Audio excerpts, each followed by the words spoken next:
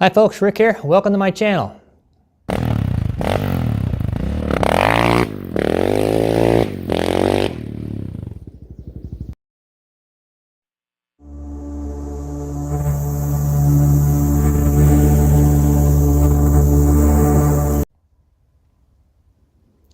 All right, so another installment here of converting your motocross bike into a dirt bike. So today I'm going to talk to you about chains and sprockets as well as gearing. So one of the things that needs to be high up on your list to get is like an O-ring or X-ring style chain. Your motocross bike, they don't come with O-ring chains. They come with a really thin, lightweight chain that has very little rotating mass. Gives you a lot more power. That's what you're looking for off-road. That's really not. You always want to save weight where you can, but those chains, when you drag them through the mud, drag them through the sand and water, will not last at all for you. So you're going to want to kind of upgrade in pretty short order to like an X-ring style chain. That's what they're designed for. They'll last a long time, give you a lot of trouble-free riding days with that. Now, in addition to that, you got to look at your sprockets. And so this is kind of some personal preference. So your motocross bike are going to have nice, lightweight aluminum sprockets. Those are going to wear out a little bit faster, especially when you're in the nasty stuff. So you have some options there. You can just either stick with that and just replace them if that's what you like and save some weight. You can save a little money and switch to steel sprockets. Again, they're a little heavier, but they're a little cheaper and they'll last a lot longer. They also make like a hybrid sprocket that's aluminum, and then on the outside ring where your sprocket is actually steel. And so that way there, you get the benefit of a nice lightweight sprocket, but the longevity of a steel sprocket. It's kind of the best of both worlds. Those are obviously a little bit more expensive for you.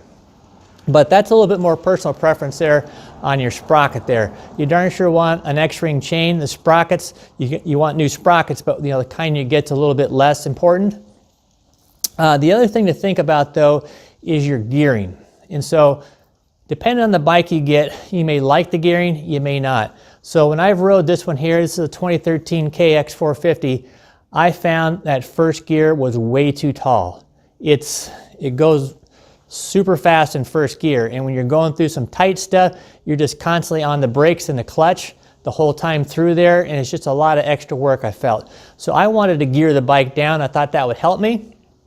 And so when I was getting chains and sprockets there, I honestly didn't really know what to get. I'd done some research, and so what I ended up doing was going one tooth lower on my countershaft sprocket, the front sprocket, and that really slowed the bike down. And so far, I'm kind of liking that. Now, as I get more experience and more seat time on this bike, maybe I'll change that. I don't know, but right now, it's an option for you. And so, again, and you may not have this problem and it may not bother you, but for me, that first gear was really, really too tall for me. So, again, I dropped down a tooth. It seemed to make a big difference. Now you can kind of, go a little slower with some of those obstacles and not having to be on the clutch. It just seems like I got a lot more bike control that way. So it's a good option for me. And so when you're doing your change in sprockets, if you feel you've got a gearing issue, that's the time to do it. Now, something there to pay attention to though, because I lowered the gear on this thing, what that does is gives you a lot more torque, and it gives you a ton more, or not a ton more, but it gives you more throttle response. This bike already has too much throttle response, so putting that smaller countershaft sprocket actually made that problem worse. But I knew about that going into it. I still got some stuff planned for the bike to basically counteract that. So for me, I'm getting a bigger benefit right now by fixing that gearing than it did by the throttle response issue. And then again, I'll upgrade a few things here in the future, some future videos that's going to help with that. But for now there, that was a really good choice for me. So stuff to think about here. So let me show you here what I ended up going with on my ride. Okay, so what I went here with is a Pro Taper gold colored X-ring chain. It's a real heavy duty chain. It's got high tensile strength. It's obviously a name brand one there. But this right here is something there that's going to last on this bike. It's not going to give any problem. You're going to churn through some of the nasty stuff, and it's just going to continue to work good day in and day out. So something here you definitely want high on your list there from an off-road bike is getting yourself a good X-ring style chain. Now, anytime you replace your chain, you need to do sprockets. So here I went with the standard Vertex steel sprocket. Again, you could stick with your aluminums if you want. You could get a hybrid aluminum steel one, whatever your preference is. You darn sure want a new sprocket though when you get your chain. Otherwise, what's going to happen here is that old sprocket's going to wear out the new chain you just stuck on it. So replace them all as a set.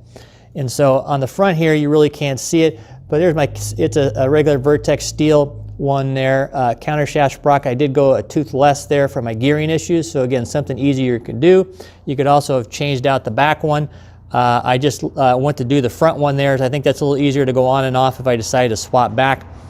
Also check all your other items there. So my chain slide, it's a good idea to go ahead and replace this when you do your chain, so I got a new one of those.